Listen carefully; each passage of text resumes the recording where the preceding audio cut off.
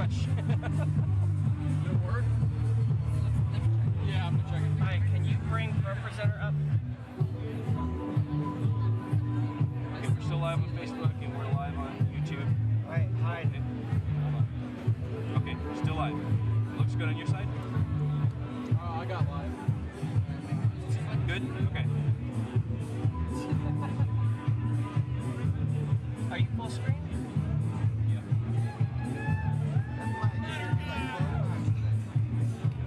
When I fix it. Pass this on. Gotta hit escape, right? This guy's running for Congress and they're here.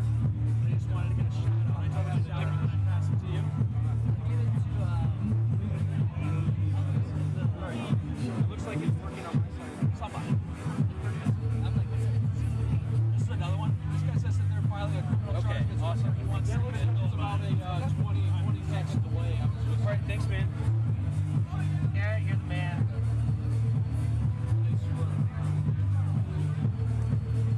Wade's just gonna have to do this from the side here. The crowd shot that we have up. Steven wanted to see the crowd.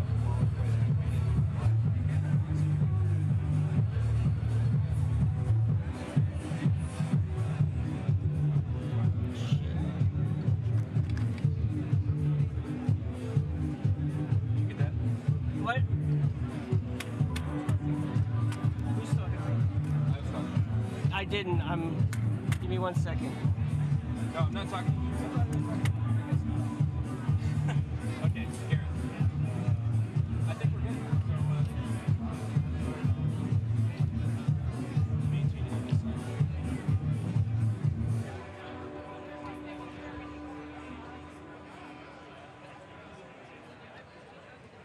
Just in case. Okay. Rock and roll. Thanks, man.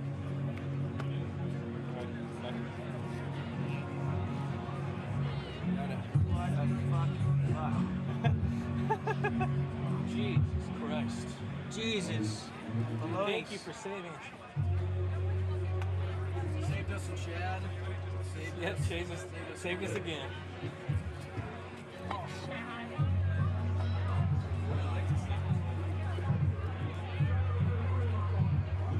Alright, this is how it's gonna have to go.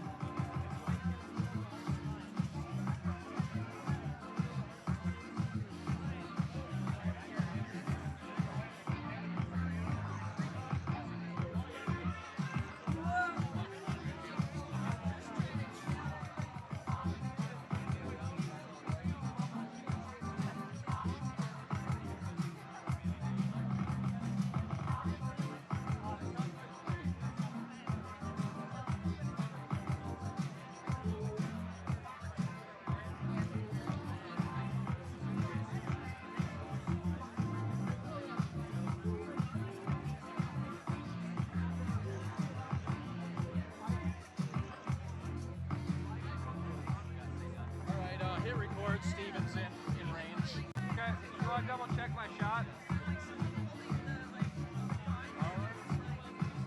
It's at F. Oh, it's at F13. Yeah, you can look in here. Oh yeah, put the ND on. Yeah, make it look better. If you want me to adjust. Stand up there real quick.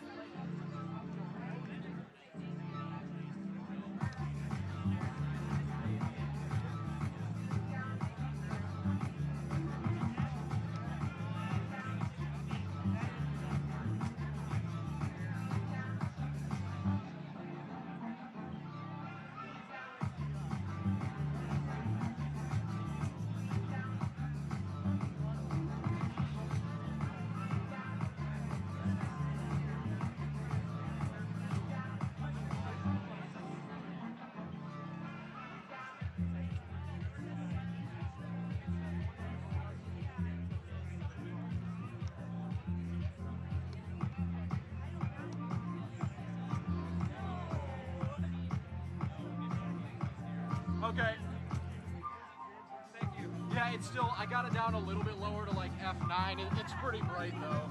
I had it at 5 earlier, but well, and also the ISO is at like 800. So is that bad?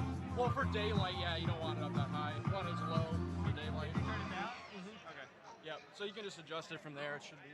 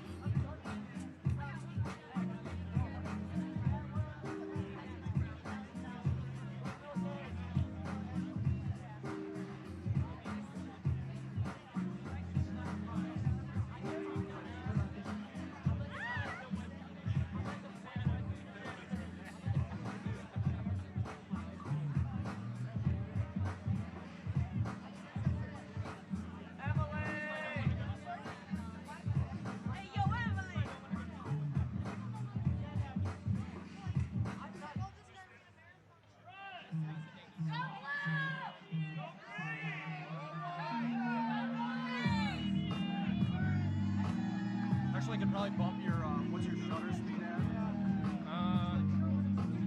Looks like...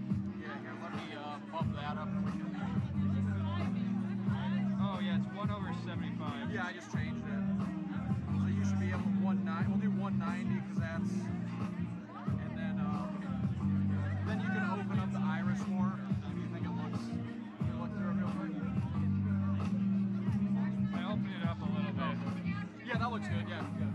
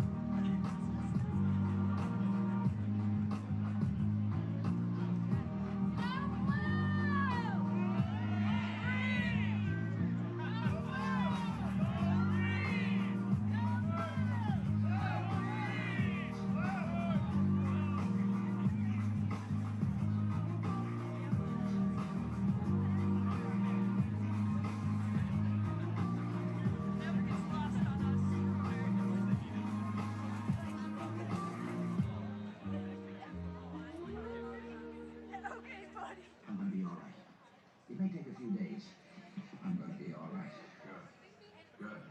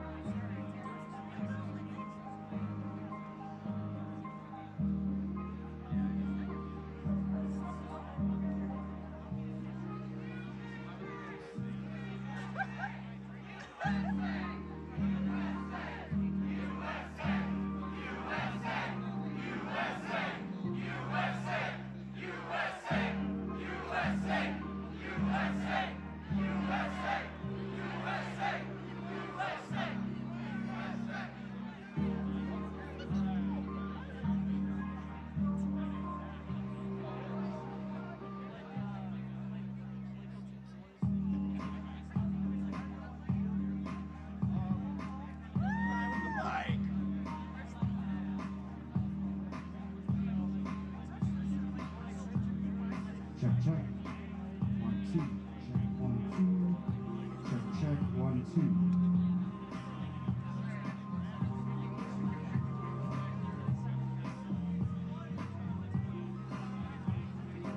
Check, check. 1, 2.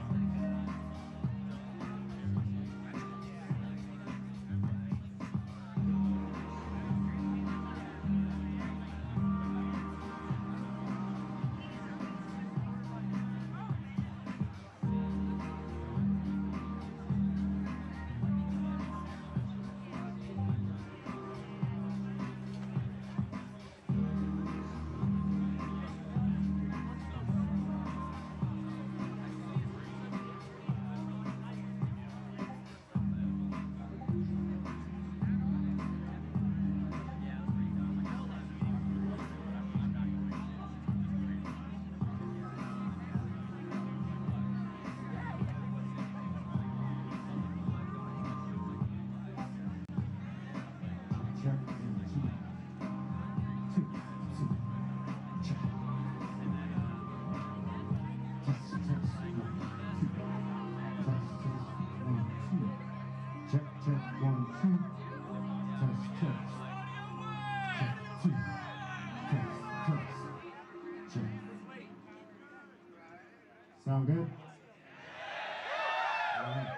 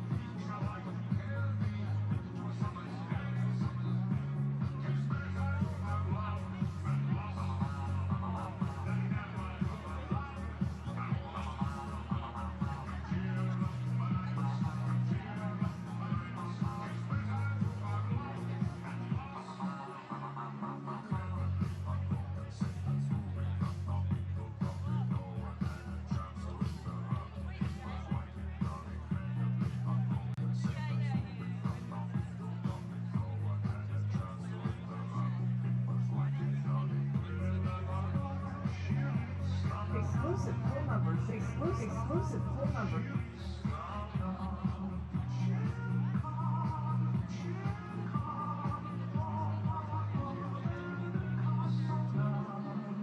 That's an interesting twist.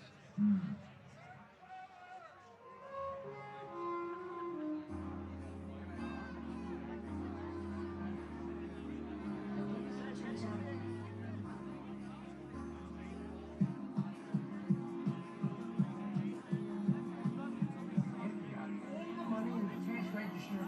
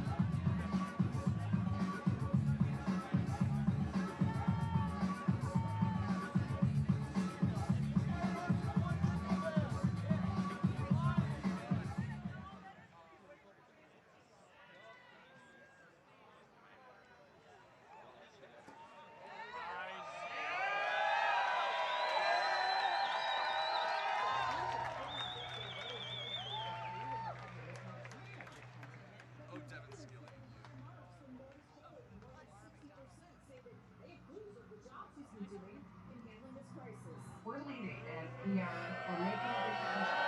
The economy is re-engaged. We've got some of the best numbers in the country, and we want to see it. The Sterling Heights nursing home is trying to control the spread of COVID-19 after a number of their residents have been diagnosed with the virus.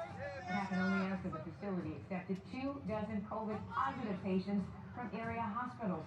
A decision that baffled residents and their loved ones. The decision followed an executive order by the governor. Quote, beginning, the governor was allowing COVID-positive patients to be placed in the same nursing home as COVID-negative patients. But many in the legislature disagreed and went to work to try and change the policy. Cross-contamination between patients and healthcare providers is a significant risk. The bill introduced Wednesday would make it illegal to knowingly house anyone with the virus in nursing homes, and it has bipartisan support. Both lawmakers brought up the horrifying abuse in one of these so-called hubs in Detroit, where 20-year-old Jaden Hayden brutally beat his elderly roommate, a resident of Westwood Nursing Home.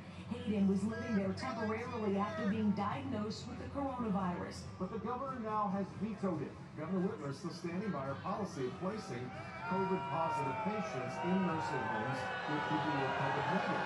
There isn't been one nursing home that has taken a COVID-19 patient that they didn't think that they were prepared to care for. Across the state, nursing homes are not prepared with enough PPE. I'd like to hear what data was relied on to pick nursing homes to bring in COVID patients, to infect those that weren't infected, to kill those loved ones.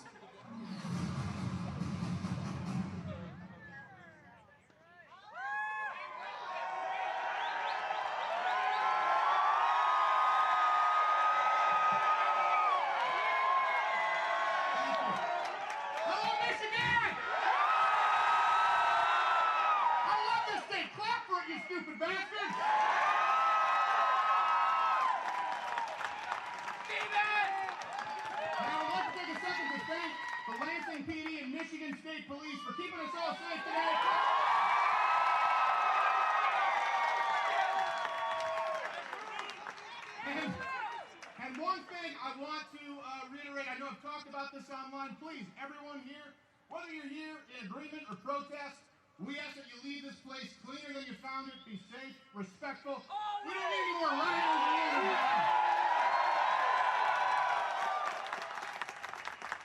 All right, so some of the things that I'm about to talk with you about today might sound repetitive. I know that a lot of you may know this information. Unfortunately, a lot of Americans don't. Now, I think that Michigan should be the most wonderful state in the union. I believe it can be.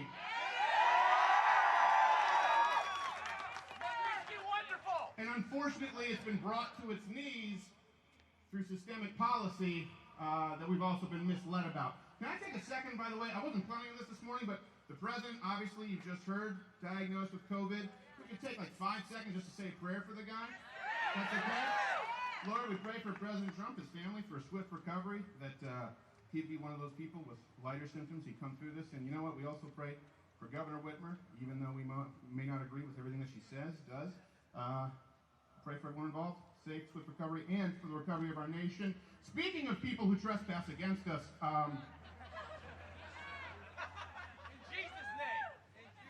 in Jesus' name, thank you. Or as I say, good guy, God.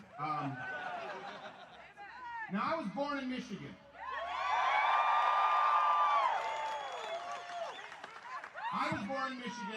I was raised in Canada a lot of my life, sorry. My wife, this is the reason I'm here today. My wife was raised in Michigan. When I got married and chose a place to settle down, for 6 years we lived in Grand Rapids, Michigan. Her parents were raised in Michigan. My parents were raised in Michigan. My grandparents were born and raised in Michigan. And my wife's grandparents were born and raised in Michigan. As a matter of fact, my grandfather-in-law, Fred, he not only was a bombardier in World War II, he was a professor at a Michigan college, and he was mayor, city supervisor of Bloomfield Township. And we lost him not that long ago, but he is survived by his wonderful wife, my Grandma Ruth, who I think we can bring up here. This is my Grandma Ruth. That is a week ago, 2 days before her 97th birthday. And as you can see, she's out and about telling COVID to go fornicate itself with a wire brush. Unfortunately for my grandma, she is spry, she's with it, but was recently a victim of attempted murder by this woman, Governor Gretchen Whitmer. All right, okay, I figured that one would go over well. something that I want to be clear about as we move through today, and this is not really in my wheelhouse, it's not what I do, this isn't really a show. Hopefully it arms all of you with information, and we can demand information from your elected officials, and hopefully the rest of the country will pay attention. Let me say in no uncertain terms, Governor Whitmer, her policies have directly led to untold deaths of Michigan seniors, thousands, and you have been, at worst, deliberately misled, and at best, deliberately misled about those numbers. And that's why we're going to be calling upon the governor of Michigan here, regardless of where you line up, to release the Whitmer death toll. That's what we're here to ask for today. And you know, I know that there's some people here in protest, and here's something, I know, okay, we're telling a few jokes, we're having fun at the governor's expense, which isn't that hard. Here's the deal. We often hear this term common ground. Well, you know what? I don't care if you're far left or far right, if you're to the right of Attila the Hun, if you're to the left of Stalin, you're somewhere in between. The only common ground that we can find, it's not found on being a centrist. It's not found in centrism. It's found in truth. And so I do hope that even if you may not agree with some of the conclusions today, whether you think that this state should be locked down in perpetuity or the country should be locked down in perpetuity, or you think that people should be free to make their own decisions and to continue making their livelihoods, it all starts with having the truth available, and Michigan has not had that. It's time for the truth to be available. That's all it's about.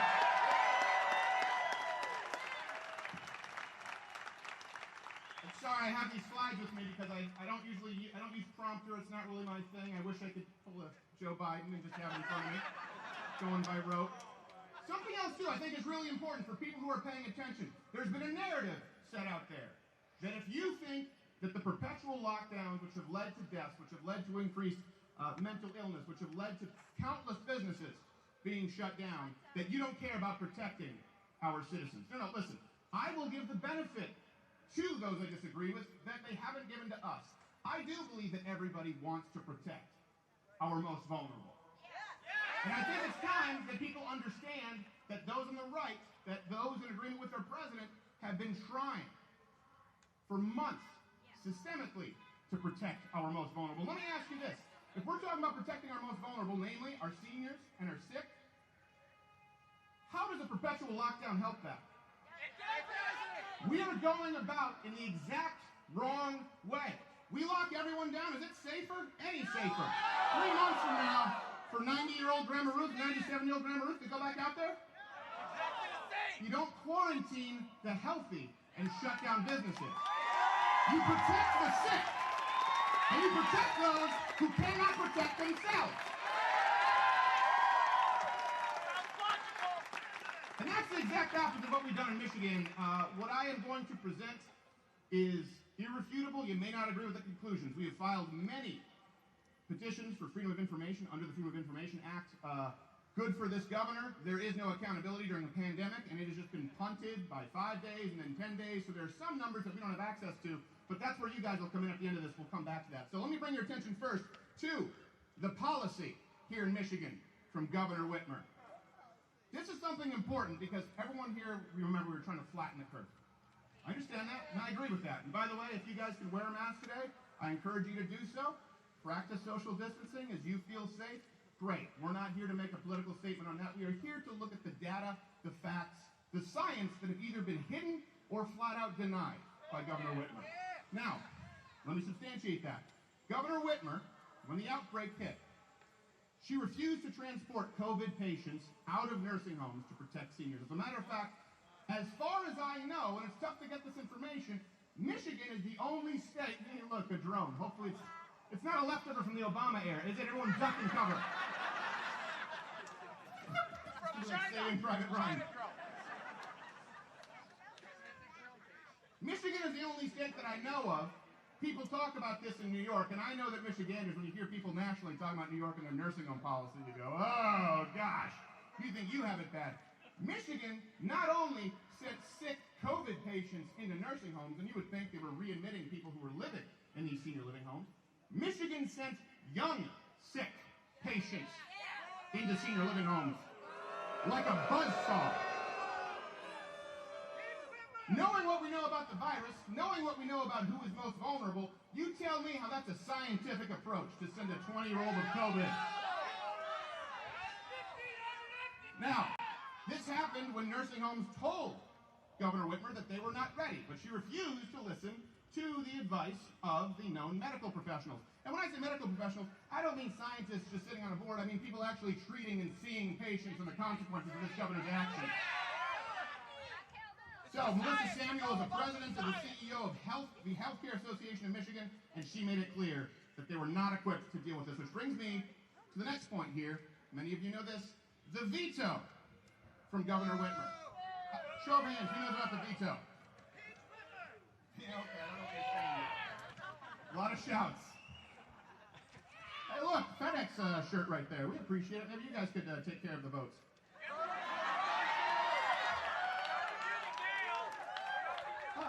I'm voting for president. Can you do next day shipping? I don't know. So, senior living facilities in Michigan faced such a disaster that there was a bipartisan bill presented in Michigan. And this is important, folks, and everyone watching at home, because this is a microcosm of the United States. It was a bipartisan bill, both Republicans and Democrats, that passed your state House and Senate. There were 3 basic demands. And I would say that these are sensible demands. Others would say that they are Nazi demands. I don't know, let you be the judge. 3 demands: don't send sick patients, COVID patients, into nursing homes. Don't send the mentally ill into nursing homes. And if you're going to send people into nursing homes who've had COVID, make sure they are quarantined in a separate facility. Bipartisan bill, Democrat, Republican support, made it through your state legislature, veto from your governor. Now, this is where it gets a little tricky, because as we were traveling to the wonderful state of Michigan, we found out that Governor Whitmer changed the policy a little bit in private. But what's interesting is the change isn't really a change. If you look at her reasoning for having vetoed that bill, it's the exact same reasoning as to the official change of her policy. Let me read it for you. When she vetoed the bill, she said, the bill was based on the false premise that isolation units created within existing facilities are somehow insufficient to protect seniors. Okay? The new order says the new care and recovery centers must designate a distinct area for COVID-19 isolation. They must have a designated wing or separate unit. Well, hold on a second. How is that a change? You vetoed the bill because you said we already had it. This strike anyone is a little bit odd. Vetoing the bill was brought forward because medical professionals, science, the folks we all deny apparently said, hey, we need to protect seniors. She said, you don't need to, you guys are fine. And now she's instituting a new order only after we have been behind the scenes sending requests for information that have either been denied or not responded to the exact same effect. Which brings me to the next point here, the numbers. Real numbers. Yes, sir, real numbers. I appreciate it. And I love the headband. I don't know whether to give you a hug or jazzercise. So this is one thing we've been told, right? How many people here have been accused of denying science if you say that you disagree with the lockdowns? Yeah. Now, how many people here have either had a business or know people who own businesses that have been irreparably damaged? There you go. Science deniers. Okay. So what's the correlation here as it relates to COVID in states? Because Michigan has it pretty bad. Well, you can look at this chart, and we have European countries as well as the United States, different states. Lockdowns. Did lockdowns help states? No. You can't argue that it helps states, and you can't necessarily argue that it hurts states. I'm not making that argument. What about total population? Is it only states with huge populations that were affected? No. Is it, as the media's been saying now, and they shift and pivot, population density? No, it's not population density. How about geography? This is where we started digging for numbers, and I tell you what, I thought I had it wrong. I had to have it confirmed by 2, 3, 4 doctors and people who worked in running numbers. So, we can look at states with similar population densities and states that either neighbor or touch Michigan. We can look at Wisconsin, we can look at Ohio, we can look at Illinois, we can look at Indiana, we can look, I think I already said Ohio, but I guess we say them twice. I don't know. All right, stop it. They're not here. John Kasich's not going to show up running through the crowd. Now, these states, although they have similar geographic locations and very similar population densities, do not have anywhere near the death rates. Even more, the states that have the directly comparable population densities, states like North Carolina, states like Tennessee, not even close. So why is Michigan an outlier? Well, this is where we'll bring you up to the next slide, and that is the verifiable cover-up. I'm not a fan of cover-ups either. I agree with your boo. So, this is where it gets really scary, to the point where you have to either assume incompetence to the level that someone is unfit for office, or the kind of misleading, I hate to use the word evil, but covering up these numbers when people are suffering and dying. Either way, it's unacceptable. How many people here have heard the reported number that in Michigan, 34% of all your deaths, only 34%, come from senior living homes? Show of hands. That number is a lie. And no one else has been able to dig into this as we have before, and we're still waiting on some information from the governor, which you'll be filing to when we're done with this. So, you look at it and you say 34%. Well, you know what? That seems to track with other states. Let's look at the other states nearby. Again, those states that were mentioned, Ohio, Wisconsin. Yeah, those states all have, give or take, a fatality rate of the total deaths coming from senior living homes between 28 to 36%, depending on the numbers you use. Okay, so that would seem to check out. Until you take one thing into consideration. This was fine print that I don't believe I read at MLive. Michigan's tracking, and it's the only state with these comparable states, doesn't include assisted living facilities, adult foster care facilities, or homes for the aged. So let me be clear, all of these other states here, their total deaths are 34% when you include assisted living facilities, nursing homes, adult foster facilities, and homes for the aged. In Michigan, it's 34% coming exclusively from some nursing homes. You know how many of those are? 1,967 deaths coming from about 440. About 447 nursing homes. Now here's the challenge. Assisted living facilities are not licensed in Michigan, okay? And I don't want to get nerdy here, but these numbers really matter, and they scared me when I read them. Assisted living facilities are not licensed in Michigan, but they are used in those total numbers from other states, so we would need them for an apples-to-apples comparison. However, there is a website where you can go right now to verify which nursing homes, adult foster homes, and homes for the aged are licensed by the state. So the total number, 34% of all deaths in Michigan come from 440-something nursing homes. How many currently active licensed facilities are there in Michigan? Over 10 times that amount, folks. There are over 4,400 currently active licensed homes. So let's keep that into context. All those states that we're talking about, they're including numbers from thousands of locations and homes. For some reason, in Michigan, it's only including 1/10 of that. Science, right? All you little science and deniers out there, anyone want to buy that all of these homes, 9/10 of them, 90% have had no deaths? Not one? And that brings us to another slide here, the results. So we've had to do some digging and some extrapolating, right? When you don't have a governor who's transparent enough to give you the numbers, you have to try and guess. The average age of death for someone in Michigan with COVID is 77 years old, 75 on the low end. Over 70% of all deaths from COVID in Michigan come from 70 years old or older. That tracks with the average age of people in nursing homes when they start going in, folks. This makes it clear why we need these numbers. Now, like I said, we can't assume anything at this point, but we also can't make an educated decision, can we, as to how we need to move forward as a state and a country. If we don't have the numbers from these other 4,000 facilities, how can we know if a lockdown, which has decimated Michigan businesses, is good for this state and this country? Release the numbers. Can we hear that? Let's release the numbers. Governor Whitmer, release the numbers. Release the numbers. Release the numbers. Release the numbers. Release the numbers. Release the numbers. Release the numbers. Now, Governor Whitmer, when she vetoed the bill before and then secretly changed it more recently, said, well, hold on a second.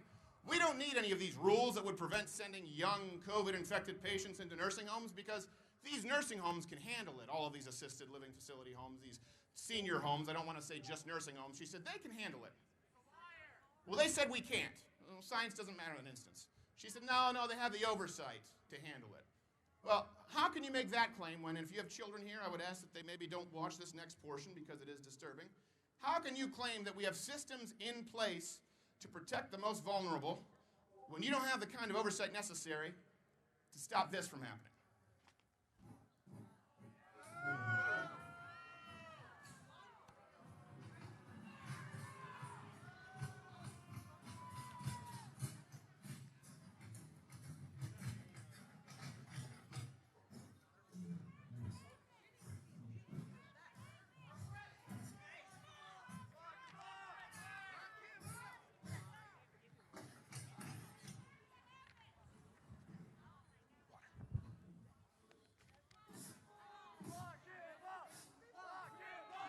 Make it open up.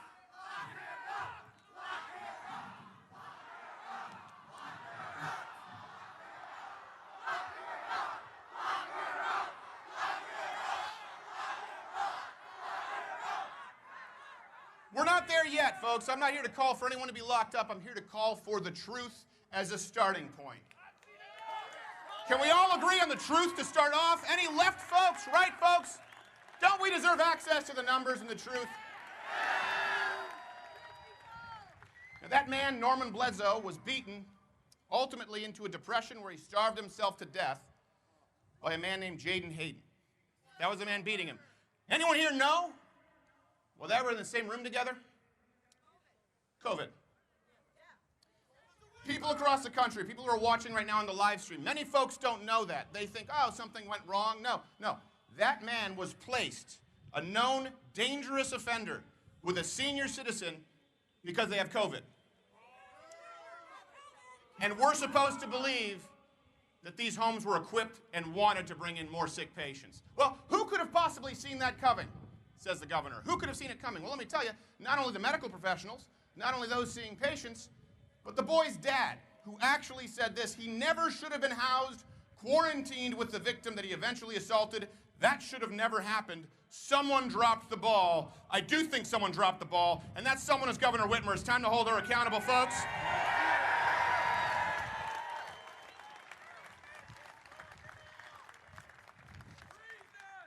So now listen, I want to go back here really quickly before I go to what everyone here can do, a call to action to Grandma Ruth. Grandma Ruth is 97 years old, and she's a firecracker. I love her. She talks mad crap when we play Rummy Cube. She makes up songs about how bad I am. She accuses me of having a learning disability because she's from that generation where it's just okay.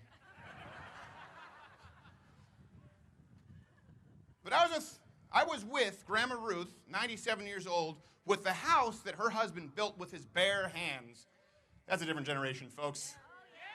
Could I build a house with my bare hands? I mean, I could try. I wouldn't go on the second floor. The point is, I was sitting outside of her house, talking with her through a screen door. And she might have let out a cuss word or two. She was a little frustrated, which she would be appalled to know that I repeated here. And she said, I want to hug my granddaughter. She said, who the hell are you? She said, who the hell are you? She said, people talk about how it's live your day like it's its last, right? Live this every day as though you're dying.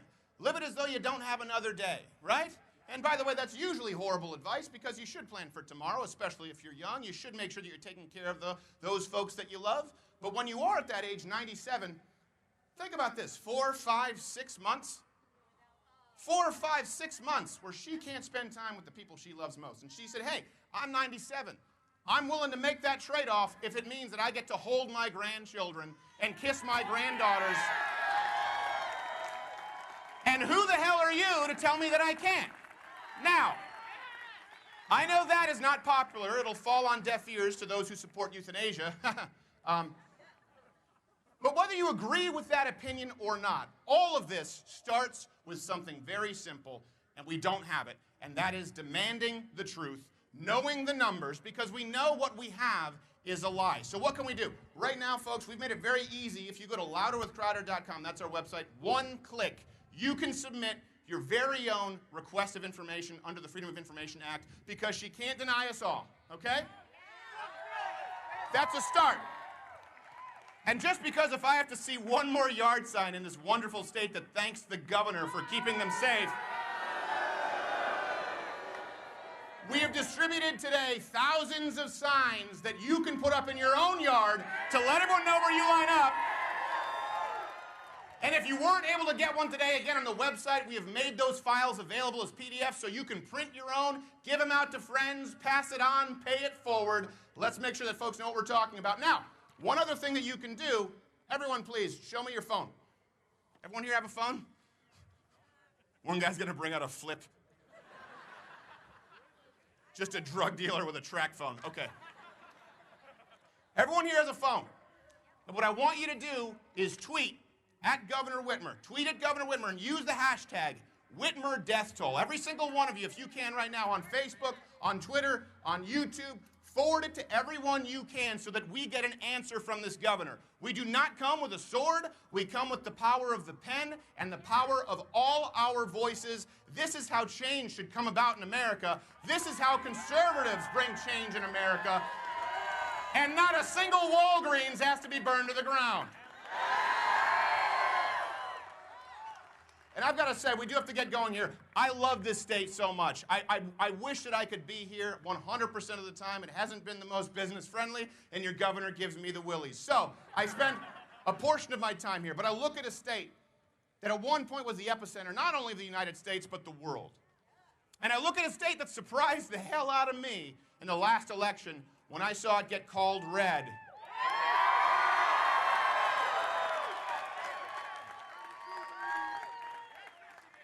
And I saw the media collectively soil themselves in fear. Because they understood, as goes Michigan, so goes the rest of the country. And Michigan, at one point, was the heartland of America. I know that you folks are the heartland and the backbone of America. You made your voices heard in the last election. Right now, we need to make our voices heard to protect the most vulnerable among us, because they have been systematically and proactively eradicated in this state, and it has to stop, and it starts with the truth. I'll leave you with this. Just recently, Governor Whitmer said, hey, this is all political theater, and we don't need to have independent quarantining centers because that wouldn't be scientific. But now she's called for an investigation into our president for mishandling COVID. Well, listen, folks. I say this, President Trump, if you are watching, that I and the people of Michigan all would like to say in unison, Governor Whitmer, you want to conduct that investigation? Donald Trump for mishandling COVID? All right, sweetheart, you first. Michigan, I love you. God bless. Let's make it happen.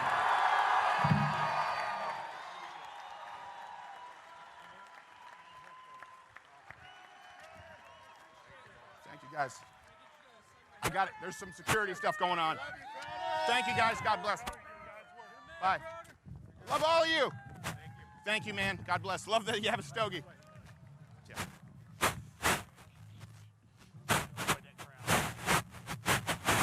Yeah, I saw some people funneling in. It could have been.